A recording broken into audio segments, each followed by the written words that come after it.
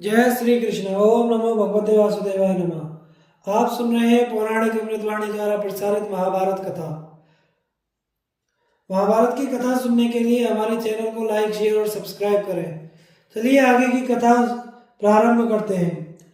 अर्जुन का दुर्योधन के सामने आना, विकर्ण और कर्ण को पराजित करना तथा उत्तर को कौरव वीरों का परिचय देना।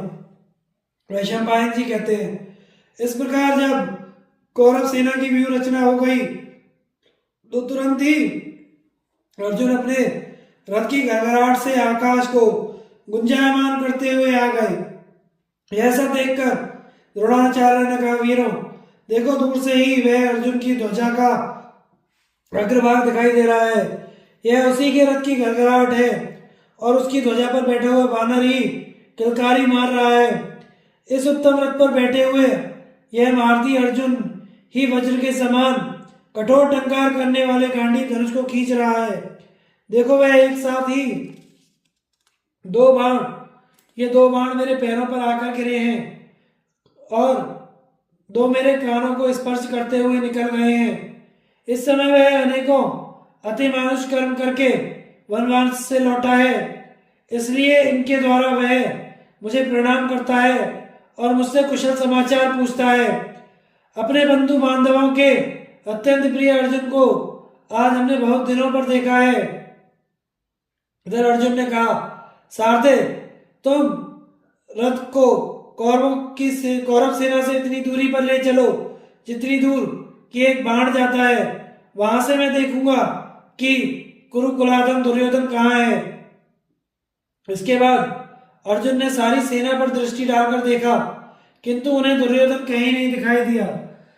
तब वे कहने लगे, मुझे तो दुर्योधन यहाँ दिखाई नहीं देता। मालूम होता है कि वह दक्षिण मार्ग से गौएं लेकर अपने प्राण बचाने के लिए हस्तिनापुर की ओर भाग गया है। अच्छा, इस रथ सेना को तो छोड़ दो, उस ओर चलो जिधर दुर्योधन गया है। अर्जुन की आज्ञा पाकर उत्तर ने उसी ओर रथ हाँक दिया जिधर दुर्योधन गया था। दुर्योधन के पास पहुंचकर अर्जुन अपना नाम सुनाकर उसकी सेना पर टिड्डियों के समान बाण बरसाने लगे। उनके छोड़े हुए बाणों से ढक जाने के कारण पृथ्वी और आकाश दिखाई देना बंद हो गए। अर्जुन के शंख की ध्वनि, रथ के पहियों की घरघराहट, गांडीव की टंकार और उनकी ध्वजा में रहने वाले दिव्य प्राणियों के शब्द से पृथ्वी कांप उठी और गौएं पूंछ उठाकर रंभाती हुई सब ओर से लौटकर दक्षिण की ओर भागने लगी। वैशंपायन जी कहते हैं, अर्जुन धनुर्धारियों में श्रेष्ठ था। उसने शत्रु सेना को बड़े वेग से दबाकर गौओं को जीत लिया। इसके बाद वह युद्ध की इच्छा से दुर्योधन की ओर चला। कौरव वीरों ने देखा गौएं तो तीव्र गति से विराटनगर की ओर भाग गईं और अर्जुन सफल होकर दुर्योधन की ओर आगे बढ़ रहा है तो वे शीघ्रता से वहां आ पहुंचे। कौरवों की उस सेना को देखकर अर्जुन ने विराट कुमार उत्तर से कहा, राजपुत्र, आजकल दुर्योधन का सहारा पाकर कर्ण बड़ा अभिमानी हो रहा है। वह मुझसे युद्ध करना चाहता है, अतः पहले उसी के पास मुझे ले चलो। उत्तर ने अर्जुन का रथ युद्ध भूमि के मध्य भाग में ले जाकर खड़ा किया। इतने में ही चित्रसेन, संग्रामजित, शत्रु सहजय आदि महारथी वीर उसके मुकाबले में आ डटे। युद्ध छिड़ गया। अर्जुन ने इनके रथों को उसी प्रकार भस्म कर दिया जैसे आग वन को जला डालती है। जब यह भयानक संग्राम हो रहा था, उसी समय कुरुवंश से श्रेष्ठ योद्धा विकर्ण रथ पर बैठकर अर्जुन के ऊपर चढ़ आया। आते ही वह विपाट नामक बाणों की वर्षा करने लगा। अर्जुन ने उसका धनुष काटकर रथ की ध्वजा के टुकड़े टुकड़े कर दिए। विकर्ण तो भाग गया, किंतु शत्रुंतप नामक राजा सामने आकर अर्जुन के हाथ से मारा गया। फिर तो जैसे प्रचंड आंधी के वेग से बड़े बड़े जंगलों के वृक्ष हिल उठते हैं, उसी प्रकार अर्जुन की मार खाकर कौरव सेना के वीर कांपने लगे। कितने ही आहत होकर प्राण त्याग कर पृथ्वी पर गिर उठे। इस युद्ध में इंद्र के समान पराक्रमी वीर भी अर्जुन के द्वारा परास्त हुए। वे शत्रुओं का संहार करता हुआ युद्ध भूमि में विचर रहा था। इतने में ही कर्ण का भाई संग्रामजीत से उसकी मुठभेड़ हो गई। अर्जुन ने उसके रथ में जुटे हुए लाल लाल घोड़ों को मारकर एक बाण से ही उसका सिर काट लिया। भाई के मारे जाने पर कर्ण अपने पराक्रम के जोश में आकर अर्जुन की ओर दौड़ा और 12 बाण मारकर उसने अर्जुन को बींध डाला, उसके घोड़ों को छेद दिया और राजकुमार उत्तर के हाथ को भी चोट पहुंचाई। यह देखकर अर्जुन भी जैसे गरुड़नाग की ओर दौड़े उसी प्रकार कर्ण पर टूट पड़ा। यह दोनों वीर संपूर्ण धनुर्धारियों में श्रेष्ठ, महाबली और सब शत्रुओं का प्रहार सहने वाले थे। इनका युद्ध देखने के लिए सभी कौरव वीर ज्यों के त्यों खड़े हो गए।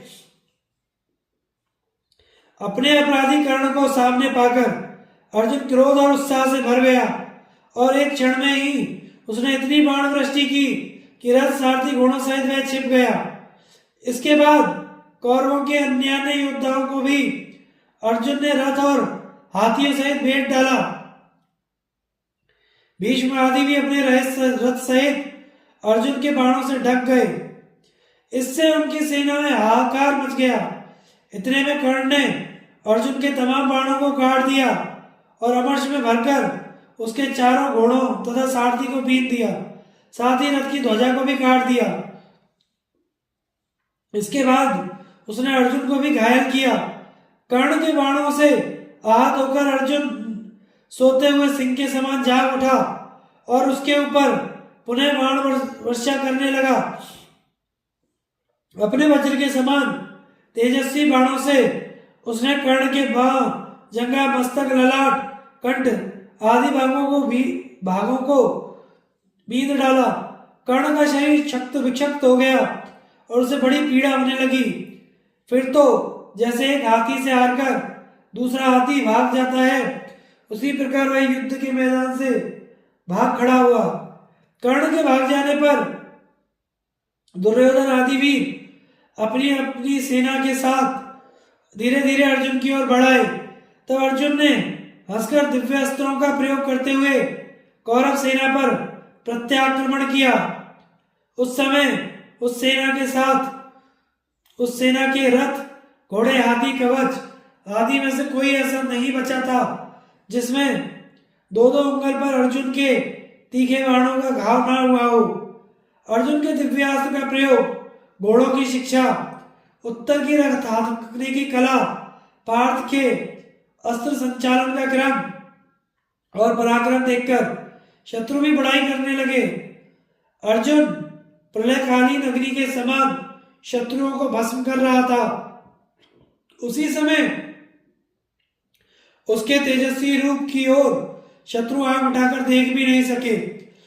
उसके दौड़ते हुए रथ को सभी पाने पर एक ही बार कोई भी शत्रु पहचान पाता था। दोबारा उसे इसका अवसर ही नहीं मिलता, क्योंकि अर्जुन तुरंत ही उस शत्रु को रथ से गिराकर परलोक भेज देता था। समस्त कौरव सैनिकों के शरीर उसके द्वारा छिन्न भिन्न होकर कष्ट पा रहे थे। वह अर्जुन का ही काम था, दूसरे से उसकी तुलना नहीं हो सकती थी। उसने द्रोणाचार्य को 73, दुस्सह को 10, अश्वत्थामा को 8, दुशासन को 12, कृपाचार्य को 3, भीष्म को 60 और दुर्योधन को 100 बाणों से घायल कर दिया। फिर कर्णी नामक बाण मारकर कर्ण का कान बींध डाला, साथ ही उसके घोड़े, सारथी तथा रथ को भी नष्ट कर दिया। यह देखकर सारी सेना तितर-बितर हो गई। तब विराट कुमार उत्तर ने अर्जुन से कहा, विजय, अब आप किस सेना में चलना चाहते हैं? आज्ञा दीजिए, मैं वही रथ ले चलूं।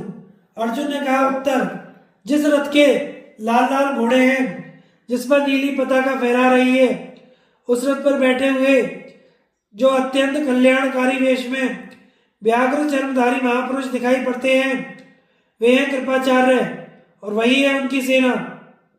तुम मुझे उसी के निकट ले चलो और देखो, जिनकी ध्वजा में स्वर्ण में कमंडलों का चिन्ह है, वे ही ये संपूर्ण शस्त्रधारियों में श्रेष्ठ आचार्य द्रोण हैं। तुम मेरे रथ से इनकी प्रदक्षिणा करो। जब ये मुझ पर प्रहार करेंगे तभी मैं भी इन पर शस्त्र छोड़ूंगा। ऐसा करने से ये मुझ पर कोप नहीं करेंगे। इनसे थोड़ी ही दूरी पर जिसके जिसके रथ की ध्वजा में धनुष का चिन्ह दिखाई देता है, यह आचार्य द्रोण का पुत्र महारथी अश्वत्थामा है तथा जो रथों की सेनाओं में तीसरी सेना के साथ खड़ा है, स्वर्ण कवच पहने है, जिसकी ध्वजा के ऊपर स्वर्ण में हाथी का चिन्ह बना है, वही है धृतराष्ट्र का पुत्र राजा सुयोधन है, जिसकी ध्वजा के अग्रभाग में हाथी की सुंदर श्रृंखला का चिन्ह दिखाई दे रहा है, वह कर्ण है। इसे तो तुम पहले ही जान चुके हो। तथा जिनके सुंदर रथ पर स्वर्ण में 5 मंडल वाली नीले रंग की पताका फहराती है, जो हस्त्र त्राण पहने हुए हैं, जिनका धनुष बहुत बड़ा और पराक्रम महान है, जिनके उत्तम रथ पर सूर्य और तारों के चिन्ह वाली अनेकों ध्वजाएं हैं, मस्तक पर सोने का टोप और उसके ऊपर श्वेत छत्र शोभा पा रहा है, जो मेरे मन में भी उद्वेग पैदा करते रहते हैं। ये हैं हम सब लोगों के पितामह शांतनु नंदन भीष्म। इनके पास सबसे पीछे चलना चाहिए, क्योंकि ये मेरे कार्य में विघ्न नहीं डालेंगे। अर्जुन की बातें सुनकर उत्तर सावधान हो गया और जहां कृपाचार्य का रथ खड़ा था वहीं अर्जुन का रथ भी ले आया।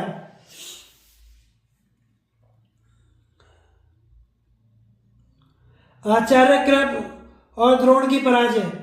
वैशंपायन जी कहते हैं, विराट कुमार ने रथ बढ़ाकर कृपाचार्य की प्रदक्षिणा की, फिर उनके सामने उसे ले जाकर खड़ा कर दिया। तदंतर अर्जुन ने अपना नाम बताकर परिचय दिया और देवदत्त नामक बड़े भारी शंख को जोर से बजाया। उससे इतनी ऊंची आवाज हुई मानो पर्वत फट रहा हो। वह शंखनाद आकाश में गूंज उठा। उससे जो प्रतिध्वनि हुई वह वज्रपात के समान जान पड़ी। युद्धार्थी महारथी कृपाचार्य ने भी अर्जुन पर कुपित हो अपना शंख जोर से बजाया। उसका शब्द तीनों लोकों में व्याप्त हो गया। फिर उन्होंने अपना महान धनुष हाथ में लेकर उसकी टंकार की और अर्जुन के ऊपर 10,000 बाणों की वर्षा करके विकट गर्जना की। तब अर्जुन ने भल नामक तीखा बाण मारकर कृपाचार्य का धनुष हस्तत्राण काट दिए और कवच के टुकड़े टुकड़े कर दिए, किंतु उनके शरीर को तनिक भी क्लेश नहीं पहुंचाया।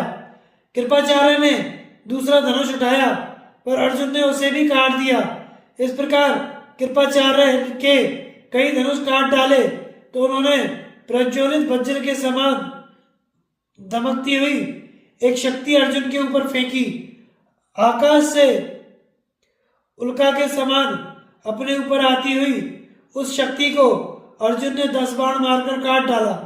फिर एक बाण से कृपाचार्य के रथ का जुआ काट दिया और 4 बाणों से चारों घोड़े मार दिए। छठे बाण से सारथी का सिर भी धड़ से अलग कर दिया। धनुष रथ घोड़े सारथी नष्ट हो जाने पर कृपाचार्य हाथ में गदा लेकर कूद पड़े और उसे अर्जुन के ऊपर फेंका। यद्यपि कृपाचार्य ने उस गदा को बहुत संभल कर चलाया था, तो भी अर्जुन ने बाण मारकर उसे उल्टे लौटा दिया। तब कृपाचार्य की सहायता करने वाले योद्धा कुंती नंदन को चारों ओर से घेरकर बाण बरसाने लगे। यह देखकर विराट कुमार उत्तर ने घोड़ों को वामावर्त घुमाया और यमक नामक मंडल बनाकर शत्रुओं की गति रोक दी। तब वे रथीन कृपाचार्य को लेकर अर्जुन के निकट से भाग गए। जब कृपाचार्य रणभूमि से हटा लिए गए तो लाल घोड़ों वाले रथ पर बैठे हुए आचार्य द्रोण धनुष बाण से सुसज्जित होकर अर्जुन के ऊपर चढ़ आए। दोनों ही अस्त्र विद्या के पूर्ण ज्ञाता, धैर्यवान, महान बलवान थे। दोनों ही युद्ध में पराजित होने वाले नहीं थे। इन दोनों गुरु शिष्यों की आपस में मुठभेड़ होते देख भरतवंशियों की वह विशाल सेना बारंबार कांपने लगी। महारथी अर्जुन अपना रथ द्रोणाचार्य के पास ले गया और अत्यंत हर्ष में भरकर मुस्कुराते हुए उसने गुरु को प्रणाम करके कहा, युद्ध में सदा ही विजय पाने वाले गुरुदेव, हम लोग आज तक तो वन में भटकते रहे हैं, अब शत्रुओं से बदला लेना चाहते हैं। आपको हम लोगों पर क्रोध नहीं करना चाहिए। जब तक आप उस पर प्रहार नहीं करेंगे मैं भी आप पर अस्त्र नहीं छोड़ूंगा, ऐसा मैंने निश्चय कर लिया है। इसलिए पहले आप ही मुझ पर प्रहार करें। तब आचार्य द्रोण ने अर्जुन को लक्ष्य करके 21 बाण मारे। वे बाण अभी पहुंचने भी नहीं पाए थे कि अर्जुन ने बीच में ही काट डाले। इसके बाद उन्होंने अर्जुन के रथ पर 1000 बाणों की वर्षा करते हुए अपना अद्भुत हस्त लाघव दिखलाया तथा उनके श्वेत वर्ण वाले घोड़ों को भी घायल कर दिया। इस प्रकार दोनों पर समान भाव से बाण वर्षा करने लगे। दोनों ही विख्यात पराक्रमी अत्यंत तेजस्वी थे। दोनों का ही वेग वायु के समान तीव्र था और दोनों ही दिव्यास्त्रों का प्रयोग जानते थे। अतः बाणों की झड़ी लगाते हुए वे वहां खड़े हुए राजाओं को मोहित करने लगे। युद्ध के मुहाने पर खड़े हुए वीर विस्मय के साथ कहते थे, भला अर्जुन के सिवा दूसरा कौन है जो युद्ध में द्रोणाचार्य का सामना कर सके। क्षत्रिय का धर्म भी कितना कठोर है जिसके कारण अर्जुन को अपने गुरु से ही लड़ना पड़ रहा है।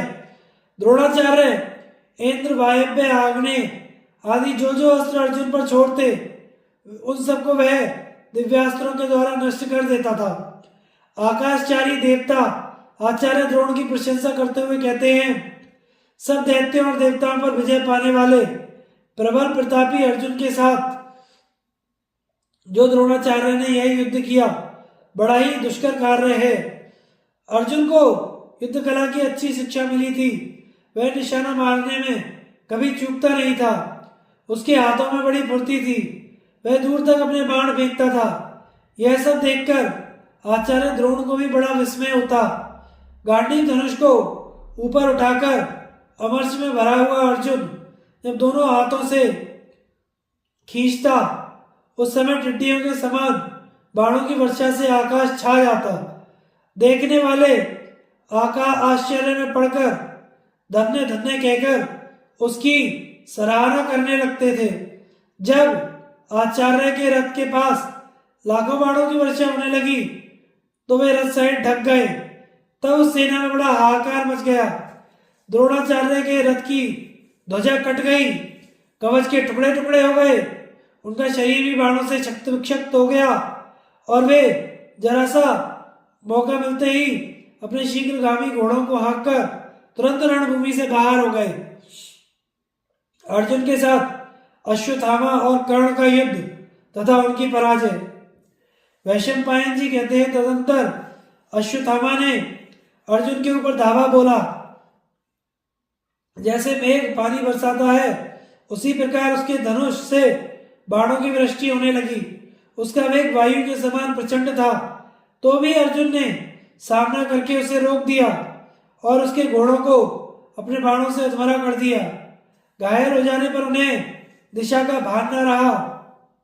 महाबली अश्वत्थामा ने भी अर्जुन की जरा सी असावधानी देखकर एक बाण मारा, उसके धनुष की प्रत्यंचा काट दी। उसके इस अलौकिक कर्म को देखकर देवताओं ने प्रशंसा की और द्रोण, भीष्म, कर्ण और कृपाचार्य ने भी साधुवाद किया। तत्पश्चात अश्वत्थामा ने अपना श्रेष्ठ धनुष तानकर अर्जुन की छाती में कई बाण मारे। अर्जुन खिलखिलाकर हंस पड़ा और उसने गांडीव को बलपूर्वक झुकाकर तुरंत ही उस पर नई प्रत्यंचा चढ़ा दी। फिर उन दोनों में रोमांचकारी युद्ध आरंभ हो गया। दोनों ही शूरवीर थे, इसलिए अपने सर्पाकार प्रज्वलित बाणों से एक दूसरे पर चोट करने लगे। महात्मा अर्जुन के पास 2 दिव्य तरकस थे जिनमें कभी बाणों की कमी नहीं होती थी, इसलिए वह युद्ध में पर्वत के समान अचल था। इधर अश्वत्थामा जल्दी जल्दी प्रहार कर रहा था। इससे उसके बाण समाप्त हो गए और उसकी अपेक्षा अर्जुन का जोर अधिक रहा। यह देखकर कर्ण ने अपने धनुष की टंकार की। उसकी आवाज सुनकर अर्जुन ने जब उधर देखा तो कर्ण पर उसकी दृष्टि पड़ी। देखते ही अर्जुन क्रोध में भर गया और कर्ण को मार डालने की इच्छा से आंखें फाड़ फाड़ कर उसकी ओर देखने लगा।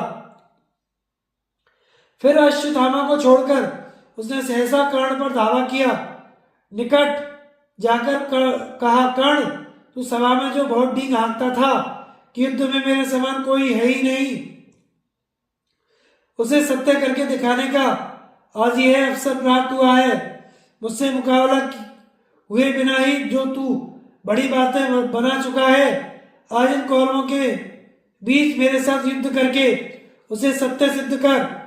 याद है सभा के बीच में दुष्ट लोग द्रौपदी को कष्ट पहुंचा रहे थे और तू तमाशा देख रहा था।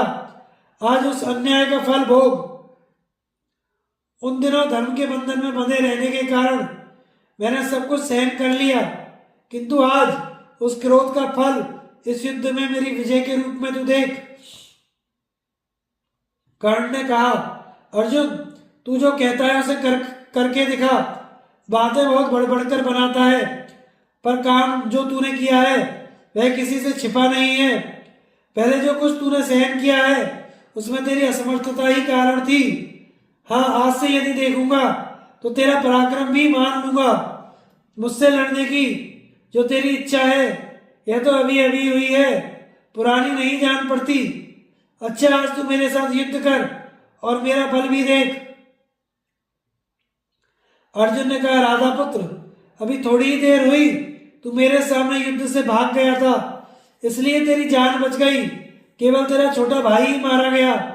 भला तेरे सिवा दूसरा कौन मनुष्य होगा जो अपने भाई को मरवाकर युद्ध छोड़कर भाग जाए, सत्पुरुषों के बीच खड़ा होकर ऐसी बातें भी बनाए।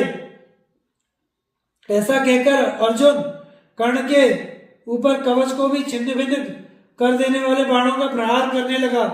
कर्ण भी बाणों की वृष्टि करता हुआ मुकाबले में डट गया। अर्जुन ने पृथक पृथक बाण मारकर कर्ण के घोड़ों को बीन डाला, उसका हस्तत्राण काट डाला और भाते लटकाने की रस्सी भी काट डाली। तब कर्ण ने भी तरकस से तीर निकाले और अर्जुन के हाथों को बीन दिया। इससे उसकी बंधी हुई मुट्ठी खुल गई। तत्पश्चात महाबाहु अर्जुन ने कर्ण के धनुष को काट दिया। धनुष कट जाने पर उसने शक्ति का प्रहार किया, किंतु अर्जुन ने बाणों से उसके भी टुकड़े टुकड़े कर दिए। यह देखकर कर्ण के अनुगामी योद्धाओं ने एक साथ अर्जुन पर आक्रमण किया, परंतु गांडीव से छूटे हुए बाणों द्वारा वे सबके सब यमलोक के अतिथि हो गए। इसके बाद अर्जुन ने कान तक धनुष खींचकर कई तीखे बाणों से कर्ण के घोड़ों को बीध डाला। घायल हुए घोड़े पृथ्वी पर गिरकर मर गए। फिर अर्जुन ने एक तेजस्वी बाण कर्ण की छाती में मारा। वह बाण कवच को भेदकर उसके शरीर में घुस गया। कर्ण बेहोश हो गया। उसकी आंखों के सामने अंधेरा छा गया। भीतर ही भीतर पीड़ा सहता हुआ वह युद्ध छोड़कर उत्तर दिशा की ओर भाग गया। भारती अर्जुन तथा उत्तर उच्च स्वर से गर्जना करने लगे। अर्जुन और भीष्म का युद्ध तथा भीष्म का मूर्छित होना। वैशंपायन जी कहते हैं, कर्ण पर विजय पाने के अनंतर अर्जुन ने उत्तर से कहा, जहां रथ की ध्वजा में स्वर्ण में ताड़ का चिन्ह दिखाई दे रहा है, उसी सेना के पास मुझे ले चलो। वहां मेरे पितामह भीष्म जी, जो देखने में देवता के समान जान पड़ते हैं, रथ में विराजमान हैं और मेरे साथ युद्ध करना चाहते हैं। उत्तर का शरीर बाणों से बहुत घायल हो चुका था, अतः उसने अर्जुन से कहा, वीरवर, अब मैं आपके घोड़ों को काबू में नहीं रख सकता। मेरे प्राण संतप्त हो गए हैं, मन घबरा रहा है। आज तक किसी भी युद्ध में मैंने इतने शूरवीरों का समागम नहीं देखा था। आपके साथ जब इन लोगों का युद्ध देखता हूं तो मेरा मन डावाडोल हो जाता है। गधाओं के टकराने का शब्द, शंखों की ऊंची ध्वनि, वीरों का सिंहनाद, हाथियों की चिंगाड़ तथा बिजली की गड़गड़ाहट के समान गांडीव की टंकार सुनते सुनते मेरे कान बहरे हो रहे हैं। स्मरण शक्ति क्षीण हो गई है। अब मुझमें चाबुक और भागदौड़ संभालने की शक्ति नहीं रह गई है। अर्जुन ने कहा, नरश्रेष्ठ, डरो मत, धैर्य रखो। तुमने भी युद्ध में बहुत अद्भुत पराक्रम दिखाए हैं। तुम राजा के पुत्र हो। शत्रुओं का दमन करने वाले मत्स्य नरेश के विख्यात वंश में तुम्हारा जन्म हुआ है। इसलिए इस अवसर पर तुम्हें उत्साही नहीं होना चाहिए। राजपुत्र, भली भांति धीरज रखकर रथ पर बैठो और युद्ध के समय घोड़ों पर नियंत्रण रखो। अच्छा, अब तो मुझे भीष्म जी की सेना के सामने ले चलो और देखो मैं किस प्रकार दिव्य अस्त्रों का प्रयोग करता हूं। आज सारी सेना को तुम चक्र की भांति घूमते हुए देखोगे। इस समय में तुम्हें बाण चलाने की तथा अन्य शस्त्रों के संचालन की भी अपनी योग्यता दिखाऊंगा। मैंने मुट्ठी को दृढ़ रखना इंद्र से, हाथों की फुर्ती ब्रह्मा जी से, संकट के अवसर पर विचित्र प्रकार से युद्ध करने की कला प्रजापति से सीखी है। इसी प्रकार रुद्र से रौद्रास्त्र की, वरुण से वरुणास्त्र की, अग्नि से आग्नेयास्त्र की और वायु देवता से वायुवास्त्र की शिक्षा प्राप्त की है। अतः तुम भय मत करो, मैं अकेले ही कौरव रूपी वन को उजाड़ डालूंगा। इस प्रकार अर्जुन ने जब धीरज बंधाया तब उत्तर उसके रथ को भीष्म जी के द्वारा सुरक्षित रथ सेना के पास ले गया और कौरवों पर विजय पाने की इच्छा से अर्जुन को अपनी ओर आते देख निष्ठुर पराक्रम दिखाने वाले गंगानंदन भीष्म ने धीरतापूर्वक उसकी गति रोक दी। तब अर्जुन ने बाण मारकर भीष्म जी के रथ की ध्वजा जड़ से काट दी। इसी समय महाबली दुशासन, विकर्ण, दुस्सह और विवंशति, इन चारों वीरों ने आकर धनंजय को चारों ओर से घेर लिया। दुशासन ने एक बाण से विराट नंदन उत्तर को बीधा, दूसरे से अर्जुन की छाती में चोट पहुंचाई। अर्जुन ने भी तीखी धार वाले बाण से दुशासन का स्वर्ण जटित धनुष काट दिया। उसकी छाती में बड़ी पीड़ा हुई, वह युद्ध छोड़कर भाग गया। इसके बाद विकर्ण ने अपने तीखे बाणों से अर्जुन को घायल किया। तब अर्जुन ने उसके ललाट में एक बाण मारा, उसके लगते ही वह घायल होकर रथ से गिर पड़ा। तदंतर दुस्सह और विवंशति दोनों एक साथ आकर अपने भाई का बदला लेने के लिए अर्जुन पर बाणों की वर्षा करने लगे। अर्जुन तनिक भी विचलित नहीं हुआ। उसने दो तीखे बाण छोड़कर उन दोनों भाइयों को एक ही साथ बीन दिया और उनके घोड़ों को भी मार डाला। जब सेवकों ने देखा दोनों घोड़े मर गए, शरीर घायल होकर लहूलुहान हो रहे हैं, तो वे उन्हें दूसरे रथ पर बिठाकर युद्ध भूमि से हटा ले गए। जिसका निशाना कभी खाली नहीं जाता, वह महाबली अर्जुन रणभूमि में चारों ओर घूमने लगा। जन्मजय धनंजय के ऐसे पराक्रम को देखकर दुर्योधन, कर्ण, दुशासन, विवंशति, द्रोणाचार्य, अश्वत्थामा और महारथी कृपाचार्य अमर्ष से भर गए और उसे मार डालने की इच्छा से अपने दृढ़ धनुषों की टंकार करते हुए पुनः चढ़ाए। वहां आकर सब एक साथ अर्जुन पर बाणों की वर्षा करने लगे। उनके दिव्यास्त्रों से सब ओर से आच्छन्न हो जाने के कारण उसके शरीर का 2 अंगुल भाग भी ऐसा ना बचा जिस पर बाण ना लगे हों। ऐसी अवस्था में अर्जुन ने तनिक हंसकर अपने गांडीव धनुष पर इंद्रास्त्र का संधान किया और बाणों की झड़ी लगाकर समस्त कौरवों को ढक दिया। वर्षा होते समय जैसे बिजली आकाश में चमककर संपूर्ण दिशाओं और भूमंडल को प्रकाशित करती है, उसी प्रकार गांडीव धनुष से छूटे हुए बाणों द्वारा 10 दिशाएं आच्छन्न हो गईं। रणभूमि में खड़े हुए हाथी सवार रथी सब मूर्छित हो गए। सबका उत्साह ठंडा पड़ गया, किसी को होश न रहा। सारी सेना तितर बितर हो गई। सभी योद्धा जीवन से निराश होकर चारों ओर भागने लगे। यह देखकर शांतनु नंदन भीष्म जी ने स्वर्ण जटित धनुष और मर्म भेदी बाण लेकर अर्जुन के ऊपर धावा बोल दिया।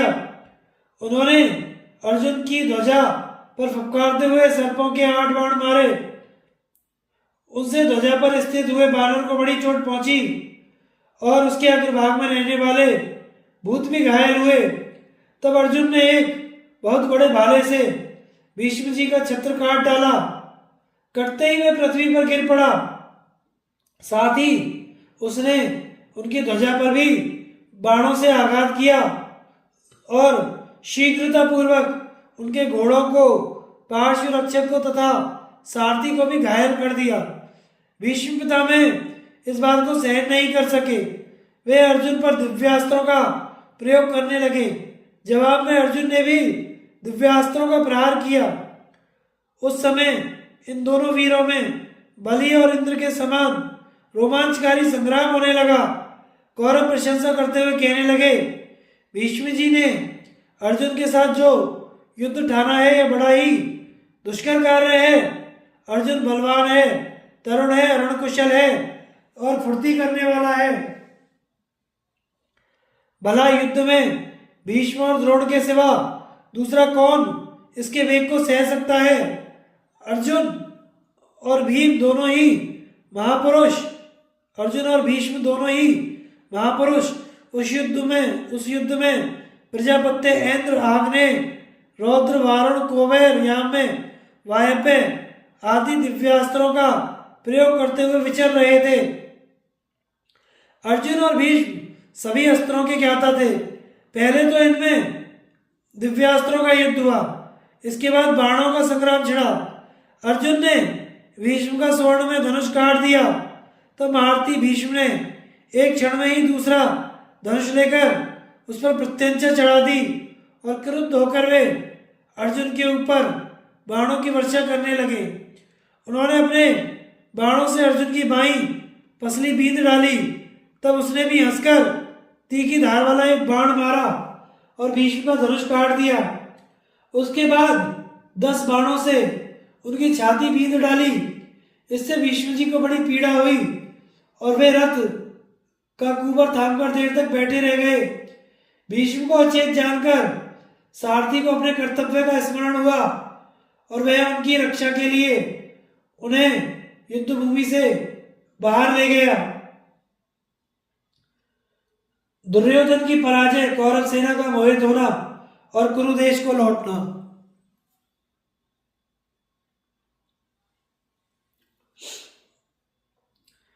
वैशंपायन जी कहते हैं, जब भीष्म जी का संग्राम मुहाना छोड़कर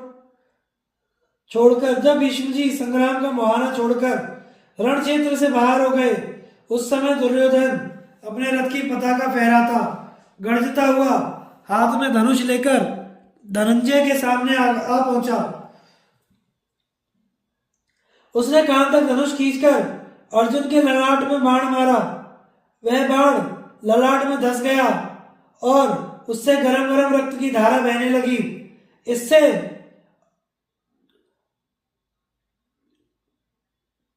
अर्जुन का क्रोध बढ़ गया और वह विषाग्नि के समान तीखे बाणों से दुर्योधन को बींधने लगा। इस प्रकार अर्जुन दुर्योधन को और दुर्योधन अर्जुन को बीनते हुए आपस में युद्ध करने लगे।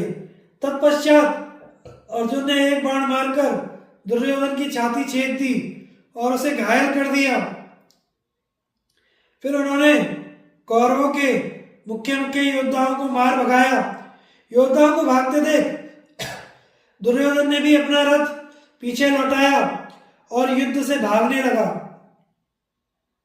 अर्जुन ने देखा दुर्योधन का शरीर घायल हो गया है और वह मुंह से रक्त वमन करता हुआ बड़ी तेजी से भागा जा रहा है। तब उसने युद्ध की इच्छा से अपनी भुजाएं ठोककर दुर्योधन को ललकारते हुए कहा, धृतराष्ट्र नंदन, युद्ध में पीठ दिखाकर क्यों भाग रहा है? अरे इससे तेरी विशाल कीर्ति नष्ट हो रही है। तेरे विजय के बाजे जैसे पहले बजते थे वैसे अब नहीं बज रहे। तूने जिन्हें राज्य से उतार दिया उन्हीं धर्मराज युधिष्ठिर का आज्ञाकारी है मध्यम पांडव अर्जुन युद्ध के लिए खड़ा है। जरा पीछे फिरकर मुंह तो दिखा। राजा के कर्तव्य का तो स्मरण कर। दुर्योधन, अब आगे पीछे तेरा कोई रक्षक दिखाई नहीं देता, इसलिए भाग जा। इस पांडव के हाथ से अपने प्यारे प्राणों को बचा ले। इस प्रकार युद्ध में महात्मा अर्जुन के ललकारने पर अंकुश की चोट खाए हुए मत्त गजराज के समान दुर्योधन लौट पड़ा। अपने शक्त विक्षक्त शरीर को किसी तरह संभाल कर पुनः युद्ध में आते देख कर्ण उत्तर की ओर से उसकी रक्षा करता हुआ अर्जुन के मुकाबले में आ गया। पश्चिम से उसकी रक्षा करने के लिए भीष्म जी धनुष चढ़ाए लौट आए। द्रोणाचार्य, कृपाचार्य, विवंशिति और दुशासन और अपने बड़े बड़े धनुष लिए शीघ्र आ गए। दिव्यास्त्र धारण किए हुए उन योद्धाओं ने अर्जुन को चारों ओर से घेर लिया और जैसे बादल पहाड़ के ऊपर सब ओर से पानी बरसाते हैं उसी प्रकार वे उस पर बाणों की वर्षा करने लगे। अर्जुन ने अपने अस्त्र छोड़कर शत्रुओं के अस्त्रों का निवारण कर दिया और कौरवों को लक्ष्य करके सम्मोहन नाम का अस्त्र प्रकट किया जिसका निवारण होना कठिन था। इसके बाद उसने भयंकर आवाज करने वाले अपने शंख को अपने दोनों हाथों से थामकर उच्च स्वर से बजाया। उसकी गंभीर ध्वनि से दिशा विदिशा भूलोक तथा आकाश गूंज उठे। अर्जुन के बजाए हुए उस शंख की आवाज सुनकर कौरव वीर बेहोश हो गए। उनके हाथों से धनुष और बाण गिर पड़े तथा वे सभी परम शांत निश्चेष्ट हो गए। उन्हें अचेत हुए देख अर्जुन को उत्तर की बात का स्मरण हो आया। अतः उसने उत्तर से कहा, राजकुमार, जब तक इन कौरवों को होश नहीं आता तब तक ही तुम सेना के बीच से निकल जाओ और द्रोणाचार्य तथा कृपाचार्य के श्वेत, कर्ण के पीले, अश्वत्थामा एवं दुर्योधन के नीले वस्त्र लेकर लौट आओ।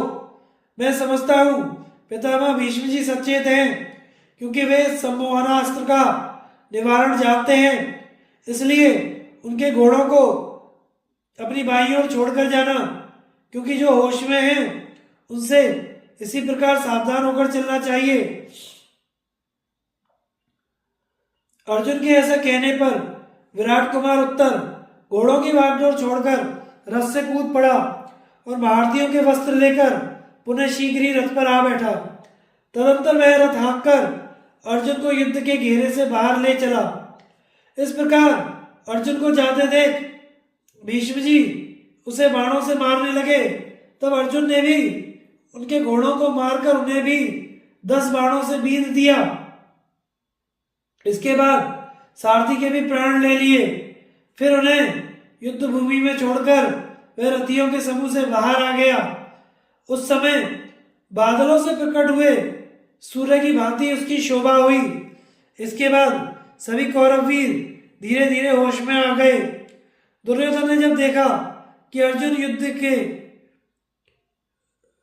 घेरे में बाहर होकर अकेले खड़ा है तो वह भीष्म जी से घबराहट के साथ बोला, पितामह, यह आपके हाथ से कैसे बच गया? अभी इसका मानवर्धन कीजिए जिससे यह छूटने न पावे।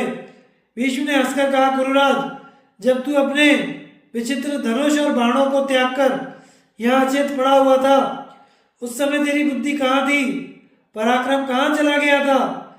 अर्जुन कभी निर्दयता पूर्वक व्यवहार नहीं कर सकता। उसका मन कभी पापाचार में प्रवृत्त नहीं होता। वह त्रिलोकी के राज्य के लिए भी अपना धर्म नहीं छोड़ सकता। यही कारण है कि उसने इस युद्ध में हम सब लोगों के प्राण नहीं लिए। अब तू शीघ्र ही कुरुदेश को लौट चल। अर्जुन भी गौओं को जीत कर लौट जाएगा।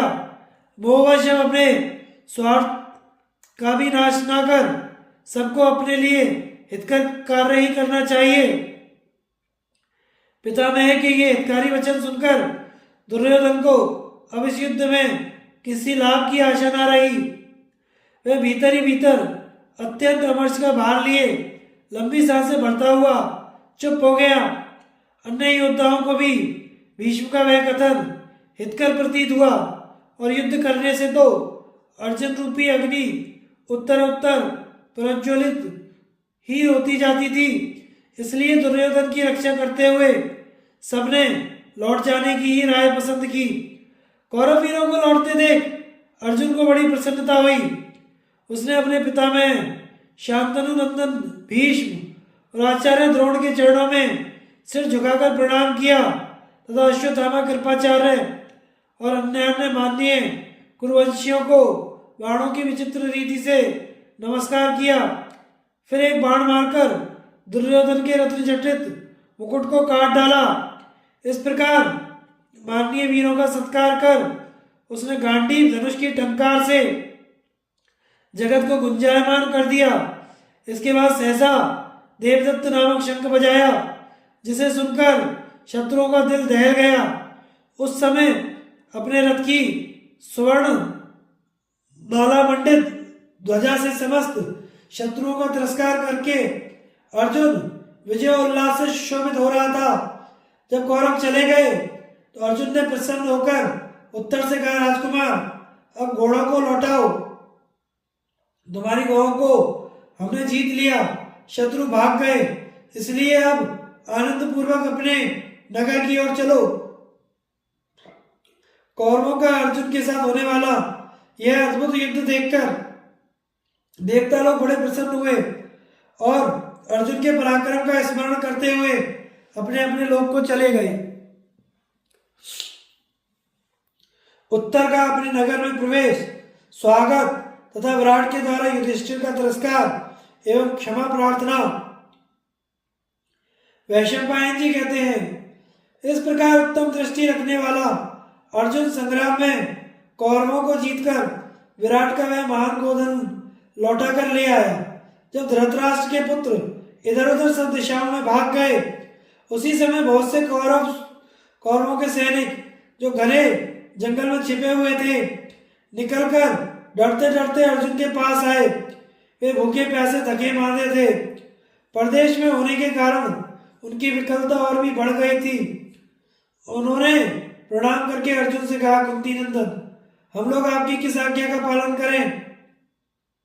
अर्जुन ने कहा, तुम लोगों का कल्याण हो, डरो मत, अपने देश लौट जाओ। मैं संकट में पड़े हुए को नहीं मारना चाहता। इस बात के लिए तुम लोगों को पूरा विश्वास दिलाता हूं। वह मैदान युक्त वाणी सुनकर वहां आए हुए सभी योद्धाओं ने आयु, कीर्ति तथा यश देने वाले आशीर्वादों से अर्जुन को प्रसन्न किया। उसके बाद अर्जुन ने उत्तर को हृदय से लगाकर कहा, तात, यह तो तुम्हें मालूम हो ही गया कि तुम्हारे पिता के पास पांडव निवास करते हैं, परंतु तुम अपने नगर में प्रवेश करके पांडवों की प्रशंसा ना करना, नहीं तो तुम्हारे पिता डरकर प्राण त्याग देंगे। उत्तर बोला, सर्वसाचिन, जब तक आप इस बात को प्रकाशित करने के लिए स्वयं मुझसे नहीं कहेंगे, तब तक पिताजी के निकट आपके विषय में मैं कुछ भी नहीं कहूंगा। तदंतर अर्जुन पुनः शमशान भूमि में आया। उसी शमी वृक्ष के पास आकर खड़ा हुआ। उसी समय उसके रथ की ध्वजा पर बैठा हुआ अग्नि के समान तेजस्वी विशालकाय वानर भूतों के साथ ही आकाश में उड़ गया। इसी प्रकार जो माया थी वह भी विलीन हो गई। फिर रथ पर सिंह के चिन्ह वाले राजा विराट की ध्वजा चढ़ा दी गई और अर्जुन के सब शस्त्र, गांडीव, धनुष तथा तरकस पुनः सभी वृक्ष में बांध दिए गए। तत्पश्चात महात्मा अर्जुन सारथी बनकर बैठा और उत्तर रथी बनकर आनंद पूर्वक नगर की ओर चला। अर्जुन ने पुनः चोटी गूंथकर धारण कर ली और भ्रंगनला के वेश में होकर घोड़ों की बागडोर संभाली।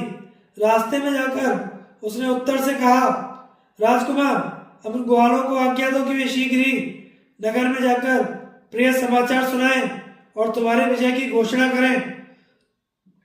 अर्जुन की बात मानकर अर्जुन की बात मानकर उत्तर ने तुरंत ही दूतों को आज्ञा दी, तुम लोग नगर में पहुंचकर खबर दो कि शत्रु हारकर भाग गए, अपनी विजय हुई और गौएं जीतकर वापस लाई गई हैं।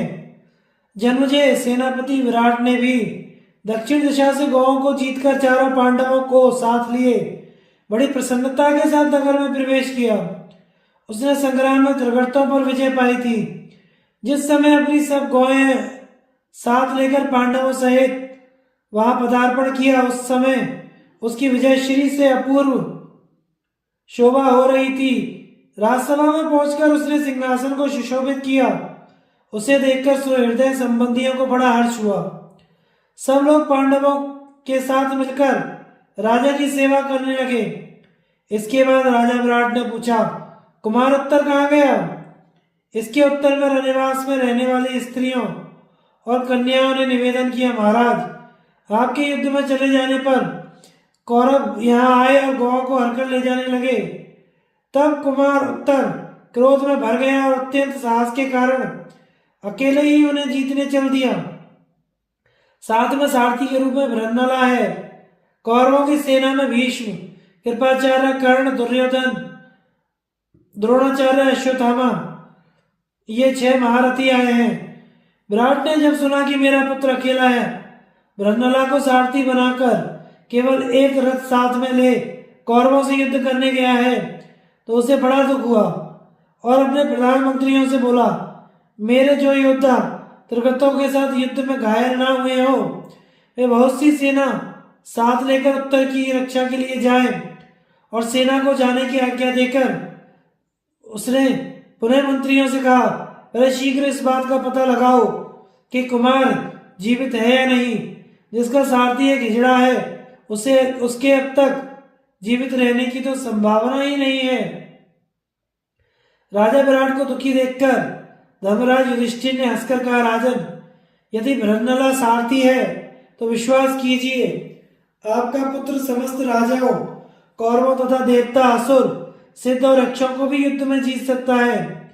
इतने में ही उत्तर के भेजे हुए दूत विराटनगर में आ पहुंचे और उन्होंने उत्तर कुमार की विजय का समाचार सुनाया। उसे सुनकर मंत्री ने राजा के पास आकर कहा, महाराज, उत्तर ने सब गौओं को जीत लिया, कौरव हार गए और कुमार अपने सारथी के साथ कुशल पूर्वक आ रहे हैं। युधिष्ठिर बोले, बड़े सौभाग्य की बात है कि गौएं जीतकर वापस लाई गई और कौरव हार कर भाग गए, किंतु इसमें आश्चर्य करने की बात आवश्यकता नहीं है। जिसका सारथी बृहन्नला हो, उसकी विजय तो निश्चित है। पुत्र की विजय का समाचार सुनकर विराट के हर्ष का ठिकाना न रहा।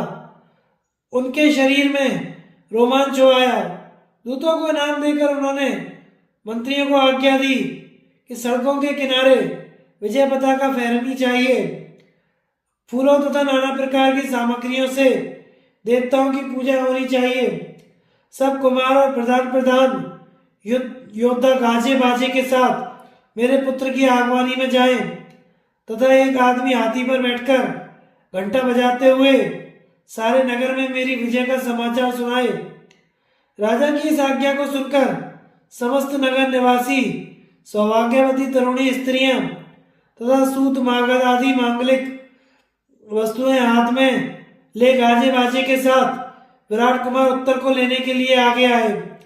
इन सबको भेजने के पश्चात राजा विराट बड़े प्रसन्न होकर बोले, शैलेंद्री, जब पासे ले आ। कंकजी, अब जुआ आरंभ करना चाहिए।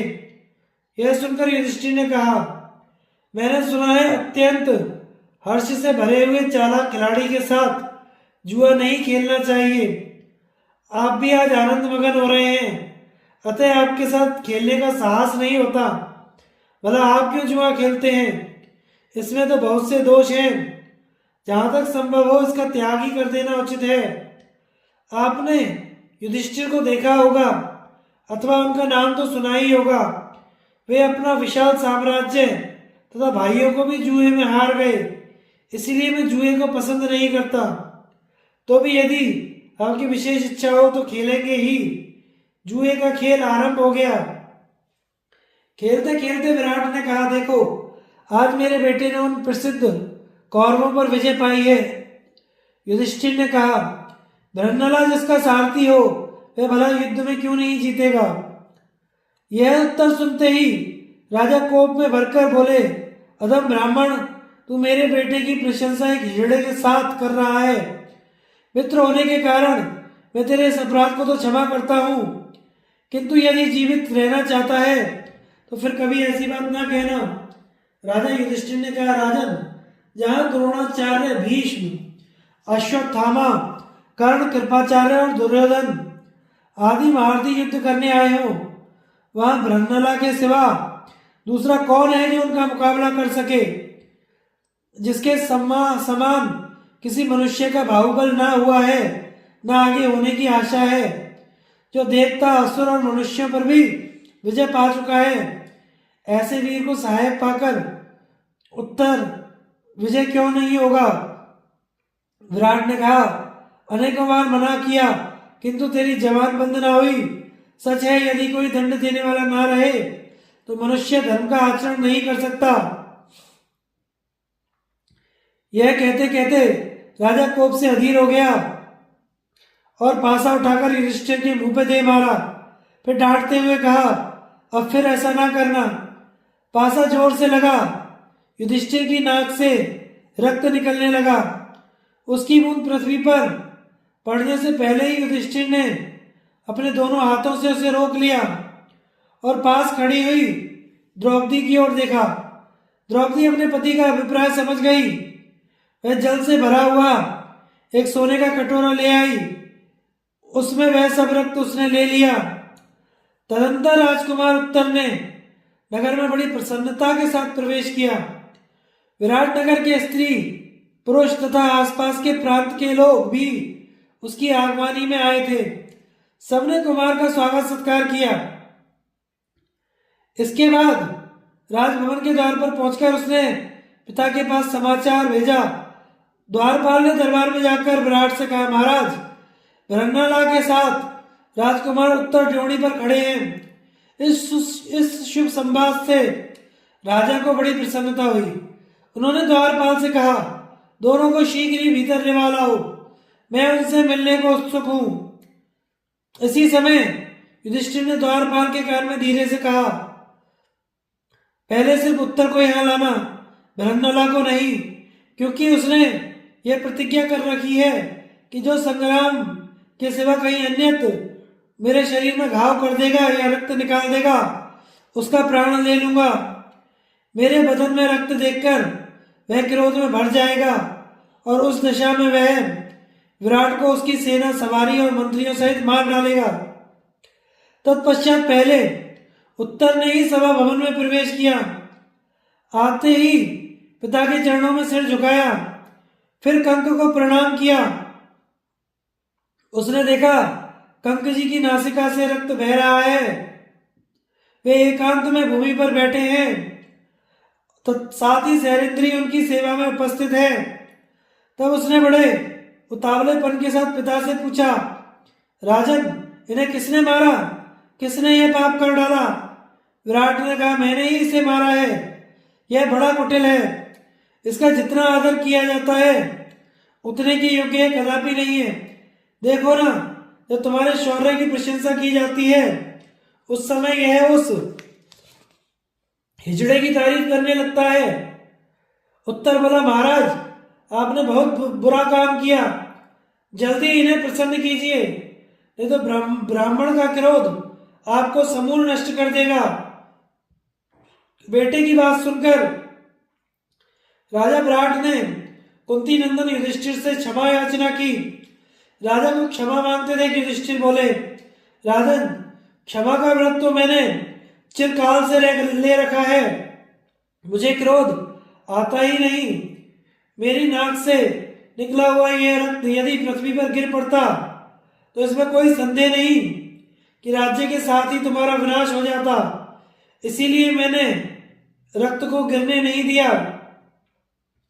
जब युधिष्ठिर का लहू निकलना बंद हो गया तो बृहन्नला ने भी भीतर पहुंचकर विराट और कंक को प्रणाम किया।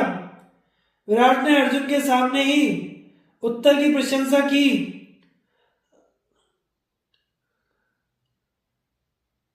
कैकेयी नंदन, तुम्हें पाकर आज मैं वास्तव में पुत्रवान हूँ। तुम्हारे जैसा पुत्र ना तो मेरे हुआ है, ना ही होने की संभावना है बेटा, जो एक साथ 1000 निशाना मारने में भी कभी नहीं चूकता। उस कर्ण के साथ इस जगत में जिनकी बराबरी करने वाला कोई है ही नहीं।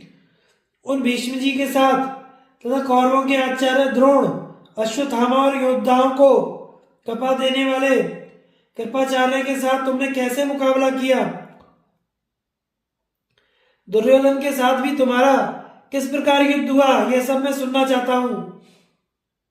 उत्तर ने कहा, महाराज, यह मेरी विजय नहीं है, यह सब काम एक देव कुमार ने किया है। मैं तो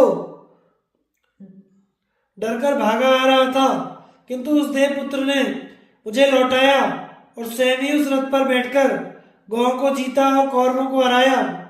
उसी ने कृपाचार्य, द्रोणाचार्य, भीष्म, अश्वत्थामा, कर्ण, दुर्योधन 6 महारथियों को बाण मारकर रणभूमि से भगाया है।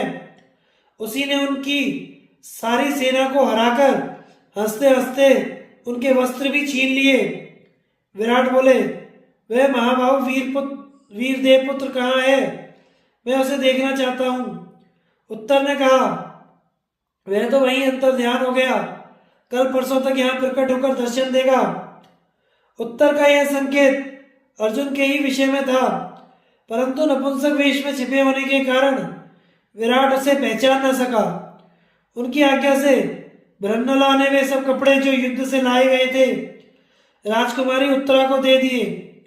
उन बहुमूल्य एवं रंग बिरंगे वस्त्रों को पाकर उत्तरा बहुत प्रसन्न हुई। इसके बाद अर्जुन ने राजा युधिष्ठिर के प्रकट होने के विषय में उत्तर से सलाह करके उसके अनुसार कार्य किया। पांडवों की पहचान और अर्जुन के साथ उत्तरा के विवाह का प्रस्ताव।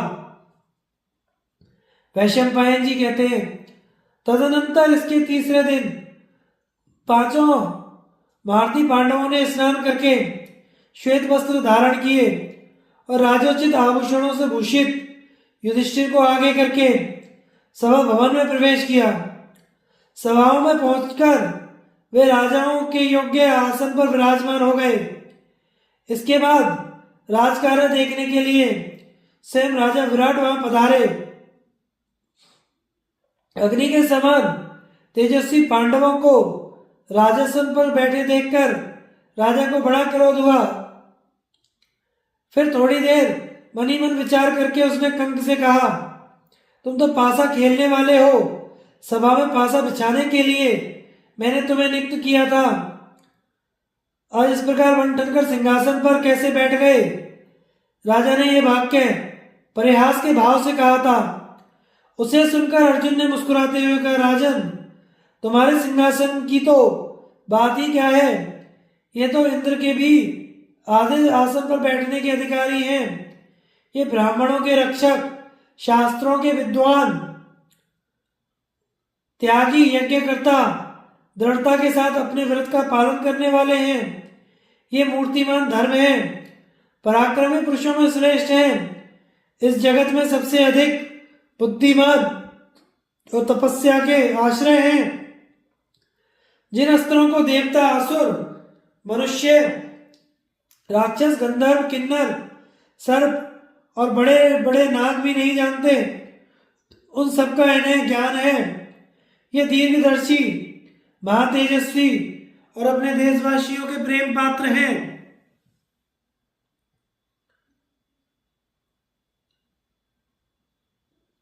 ये महर्षियों के समान राजर्षि हैं और समस्त लोगों में विख्यात हैं। भारती, बलवान, धर्मपरायण, धीर, चतुर, सत्यवादी और जितेंद्रिय हैं। ऐश्वर्य और धन में ये इंद्र और कुबेर के समान हैं। इनका नाम है धर्मराज युधिष्ठिर। ये कौरवों में सर्वश्रेष्ठ हैं। उदयकालीन सूर्य की शांत प्रभा के समान इनकी सुखदायिनी कीर्ति समस्त संसार में फैली हुई है। ये धर्मराज जब कुरुदेश में रहते थे, उस समय इनके पीछे 10,000 बेईमान हाथी अच्छे घोड़ों से जुते हुए स्वर्ण माला मंडित 30,000 रथ चलते थे। जैसे देवता कुबेर की उपासना करते हैं, वैसे ही सब राजा और कौरव लोग इनकी उपासना किया करते थे। इन्होंने इस देश के सब राजाओं से कर लिया है। इनके यहाँ प्रतिदिन 88,000 स्नातक ब्राह्मणों की जीविका चलती थी। ये बूढ़े, अनाथ, लंगड़े, लूले, अंधे मनुष्यों की रक्षा करते थे। प्रजा को तो ये सदा पुत्र के समान मानते थे। इनके सद्गुणों को गिनाया नहीं जा सकता। ये नित्य धर्मपरायण और दयालु हैं। राजन, ऐसे उत्तम गुणों से युक्त होकर भी ये आपके राजासन पर बैठने के अधिकारी क्यों नहीं है? विराट ने कहा, यदि ये कुरुवंशी कुंती नंदन राजा युधिष्ठिर हैं, तो इनके भाई अर्जुन और महाबली भीमसेन कौन है? नकुल, सहदेव तथा यशस्विनी द्रौपदी कौन है? जब पांडव लोग जुए में हार गए तब से कहीं भी उनका पता नहीं लगा। अर्जुन ने कहा, राजन, ये जो बल्लभ नामधारी आपके रसोइया हैं, यही भयंकर वेग और पराक्रम वाले भीमसेन हैं। कीचक को मारने वाले गंधर्व भी यही हैं। यह नकुल है जो अब तक आपके यहाँ घोड़ों का प्रबंध कर रहा है, और यह है सहदेव जो गौओं की संभाल रखता रहा है। ये दोनों महारथी माता माद्री के पुत्र हैं, तथा यह सुंदरी जो आपके यहाँ सहरंद्री के रूप में रह रही है, द्रौपदी है। इसके लिए ही कीचक का विनाश किया गया है। और मेरा नाम है अर्जुन। अवश्य ही आपके कानों में मेरा नाम कभी तो पड़ा होगा। अर्जुन की बात समाप्त होने पर कुमार उत्तर ने भी पांडवों की पहचान कराई। इसके बाद अर्जुन का पराक्रम बताना आरंभ किया। पिताजी, यही युद्ध में गौओं को जीत कर ले आए हैं। इन्होंने ही कौरवों को हराया है। इन्हीं के शंख की गंभीर ध्वनि सुनकर मेरे कान बहरे हो गए थे। यह सुनकर राजा विराट ने कहा, उत्तर, अब हमें पांडवों को प्रसन्न करने का शुभ अवसर प्राप्त हुआ है। तुम्हारी राय हो तो मैं अर्जुन से कुमारी उत्तरा का ब्याह कर दूं। उत्तर बोले, पांडव लोग सर्वथा श्रेष्ठ, पूजनीय और सम्मान के योग्य हैं, तथा इसके लिए हमें मौका भी मिल गया है, इसलिए आप इनका सत्कार अवश्य करें। विराट ने कहा, युद्ध में मैं भी शत्रुओं के फंदे में फंस गया था। उस समय भीमसेन ने ही मुझे छुड़ाया और गौओं को जीता था। मैंने अनजाने में राजा युधिष्ठिर को जो कुछ अनुचित वचन कहे हैं, उनके लिए धर्मात्मा पांडुनंदन मुझे क्षमा करें। इस प्रकार क्षमा प्रार्थना करके राजा विराट को बड़ा ही संतोष हुआ। उसने पुत्र के साथ सलाह करके अपना राजपाट और खजाना युधिष्ठिर की सेवा में सौंप दिया। फिर पांडवों और विशेषतः अर्जुन के दर्शन से अपने सौभाग्य की सराहना की। सबका मस्तक सुनकर प्यार से गले लगाया। इसके बाद वह अतृप्त नेत्रों से उन्हें एकटक देखने लगा और अत्यंत प्रसन्न होकर युधिष्ठिर से बोला, बड़े सौभाग्य की बात है जो आप लोग कुशल पूर्वक वन से लौट आए, और यह भी अच्छा हुआ कि इस कष्टदायक अज्ञातवास की अवधि को आपने पूरा कर लिया। मेरा सर्वस्व आपका है, इसे निसंकोच स्वीकार कीजिए। अर्जुन मेरी पुत्री उत्तरा का पाणी ग्रहण करें, ये सर्वथा उसके स्वामी होने योग्य हैं। विराट के ऐसा कहने पर युधिष्ठिर ने अर्जुन की ओर देखा। तब अर्जुन ने मत्स्यराज को इस प्रकार उत्तर दिया, राजन, मैं आपकी कन्या को अपनी पुत्र वधू के रूप में स्वीकार करता हूँ। मत्स्य और भरत वंश का यह संबंध उचित ही है।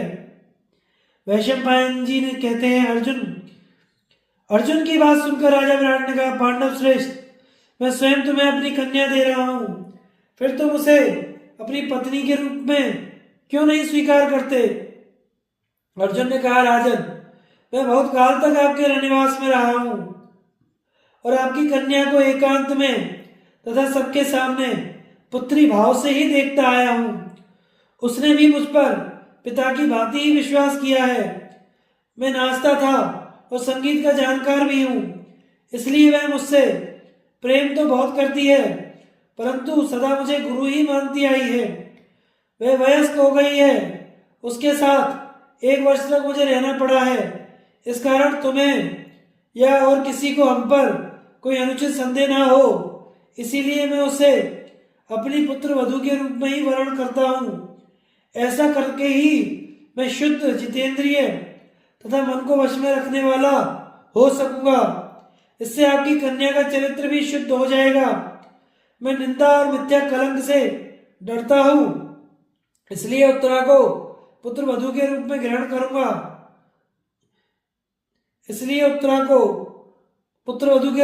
करूंगा। मेरा पुत्र भी देव कुमार के समान है। वह भगवान श्री कृष्ण का भांजा है। वे उस पर बहुत प्रेम रखते हैं। उसका नाम है अभिमन्यु। वह सब प्रकार की अस्त्र विद्या में निपुण है और तुम्हारी कन्या का पति होने के सर्वथा योग्य है। विराट ने कहा, पार्थ, तुम कौरवों में श्रेष्ठ और कुंती के पुत्र हो। तुम्हें धर्म का इतना विचार होना उचित ही है। तुम सदा धर्म में तत्पर रहने वाले और ज्ञानी हो। अब इसके बाद जो कुछ कर्तव्य हो उसे पूर्ण करो। जब अर्जुन मेरा संबंधी हो रहा है तो मेरी कौन सी कामना अपूर्ण रह गई। विराट के ऐसा कहने पर अवसर देखकर राजा युधिष्ठिर ने भी इन दोनों की बातों का अनुमोदन किया। फिर विराट और युधिष्ठिर ने अपने अपने मित्रों के यहाँ तथा भगवान श्री कृष्ण के पास दूत भेजा। अब 13वां वर्ष बीत चुका था, इसलिए पांडव विराट के उपलब्ध नामक स्थान में जाकर रहने लगे। अभिमन्यु, श्री कृष्ण तथा अन्य दाशारा वंशियों को बुलवाया गया। काशीराज और शैव्य ये एक एक अक्षौणी सेना लेकर युधिष्ठिर के यहाँ प्रसन्नता पूर्वक पधारे। राजा द्रुपद भी एक अक्षौणी ही सेना के साथ आए। उनके साथ शिखंडी और धृष्टद्युम्न भी थे। इनके सिवा और भी बहुत से नरेश अक्षौणी ही सेना के साथ वहां पधारे।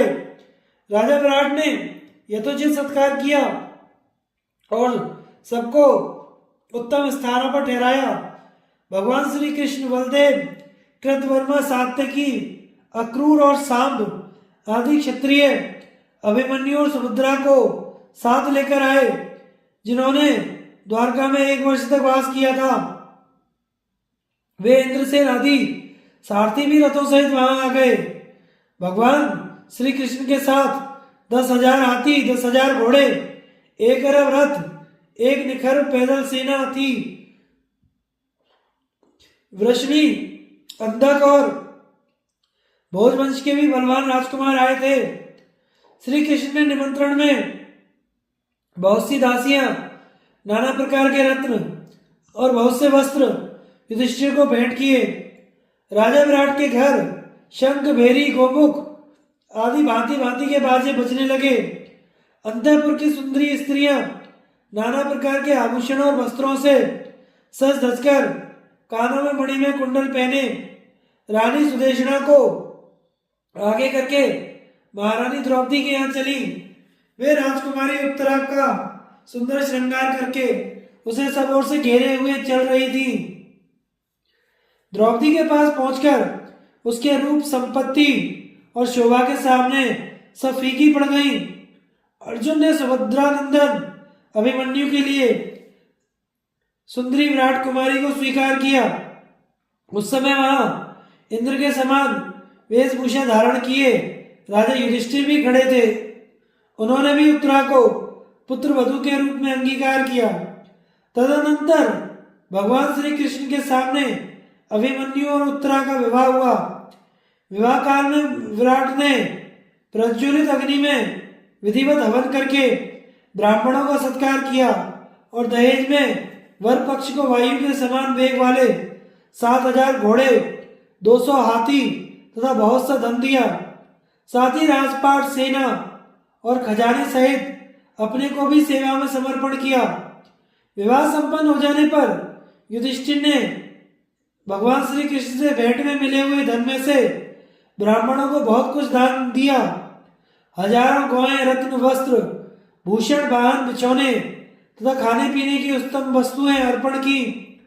उस महोत्सव के समय हजारों लाखों हष्ट-पुष्ट मनुष्यों से भरा हुआ मत्स्य नरेश का वह नगर बहुत ही शोभायमान हो रहा था, विराट पर्व समान। धन्यवाद। आगे की कथा हम अगले भाग में प्रसारित करेंगे। हमारे चैनल को लाइक, शेयर, सब्सक्राइब करें। धन्यवाद।